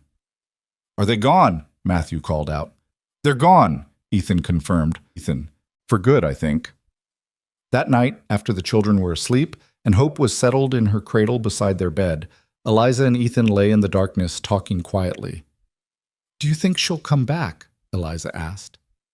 "No," Ethan said confidently. "The marshal made his ruling. She'd look foolish trying to overturn it without new evidence, and there won't be any new evidence because we're doing right by these children." "Our children," Eliza corrected softly. "Our children," Ethan agreed. "Every one of them." Summer arrived with abundant rain and moderate temperatures, perfect growing weather. The crops thrived, and by harvest time it was clear they'd have more than enough to get through the winter with plenty to spare. Ethan allowed himself to hope that maybe, finally, they'd turned a corner from mere survival to something approaching prosperity. True to his word, he began working on expanding the house. Matthew and John helped, along with 2 neighboring homesteaders who'd proven themselves friendly despite the general social ostracism the Coles faced. The addition would include a proper bedroom for Eliza and Ethan, a larger space for the girls, and a loft area for the boys that would give them more room to grow. Watching the house take shape, Eliza felt a profound sense of satisfaction. This was more than just adding square footage. This was a statement of permanence, a declaration that they were here to stay, that this family was real and lasting. One afternoon in late August, as the framework of the addition went up, a wagon approached from the direction of Silver Creek. Eliza tensed automatically, but relaxed when she recognized the driver, Mr. Peters, who ran the general store. He climbed down from the wagon with a friendly smile. "Mrs. Cole." "Mr. Cole. Thought I'd stop by on my way back from deliveries." "Mr. Peters," Ethan greeted him warily. "What can we do for you?" "Actually, I came to ask what you might do for me," Mr. Peters said. "I've been hearing about the produce from your garden. Best in the territory, people say. I was wondering if you might have extra to sell. I've got customers asking for fresh vegetables, and I'd pay fair prices." Eliza and Ethan exchanged glances. This was the first time anyone from town had approached them with a business proposition, the first acknowledgement that they might have something valuable to offer beyond scandal and gossip. "We might have some extra," Eliza said carefully. "Rebecca and I have been preserving everything we can, but there's probably surplus we could sell." "Excellent," Mr. Peters beamed. "And I heard your older boys are handy with woodworking. I don't suppose they'd be interested in making some items for the store. Simple things, spoons, bowls, that sort of thing. There's always demand for well-made goods." "We could do that," Matthew said eagerly, stepping forward. "Mr. Cole's been teaching us." What started as a simple business arrangement grew into something more. Mr. Peters proved to be a fair dealer, and word spread about the quality of the Coles' produce and handcrafted items. Other merchants began approaching them. Slowly, grudgingly, the community began to accept that the Cole family wasn't going anywhere, and that they might as well do business with them. It wasn't friendship exactly. Most people still kept their distance, still whispered about the widow who'd trapped the bachelor into taking on her massive brood. But it was a form of acceptance, a recognition that the Coles had earned their place through hard work and determination. By the time Hope celebrated her first birthday, the expanded house was complete and the family's prospects had improved dramatically. They weren't wealthy by any means, but they were stable in a way that had seemed impossible just 2 years earlier. On Hope's birthday, they gathered around the table for a simple celebration. Eliza had made a small cake with precious sugar, and the children sang while Hope clapped her hands and laughed, looking around at her family, at Ethan's proud smile, at the children's happy faces, at the home they'd built together from nothing but determination and love. Eliza felt a peace she'd never thought she'd know again. "What are you thinking?" Ethan asked quietly, reaching over to take her hand. "I'm thinking about the night we arrived," Eliza said, "how desperate we were. How certain I was that we wouldn't survive. And now? Now I know that sometimes the worst moments lead to the best outcomes," Eliza said. "We lost everything, but we found this. Found you. Found home." Ethan squeezed her hand, his wooden ring, he'd carved one for himself to match hers, pressing against her fingers. Best thing that ever happened to me was opening that barn door and finding you there. Best thing that happened to me was you letting us stay, Eliza countered. We're staying forever, right, Mama? Little Sarah asked, having overheard their conversation. Forever, Eliza confirmed, looking at Ethan. This is our home now. Our forever home. Forever, Ethan agreed, and in his eyes Eliza saw the truth of it. They'd been tested by weather and poverty and social censure. They'd faced down those who wanted to tear them apart. They'd survived drought and injury and the simple, grinding work of building a life from scratch. And they'd done it together. The years that followed brought more challenges. There were always challenges, but also more joys. Matthew grew into a man, eventually claiming his own piece of land adjacent to Ethan's and building a house there with his father's help. John followed a few years later. Rebecca married a good man who saw past her humble beginnings to the remarkable woman she'd become. The other children grew and thrived, each finding their own path while remaining connected to the family that had saved them. Eliza and Ethan had 3 more children together, each one welcomed with the same joy as Hope had been. The house expanded again to accommodate everyone, growing organically to fit the family it sheltered.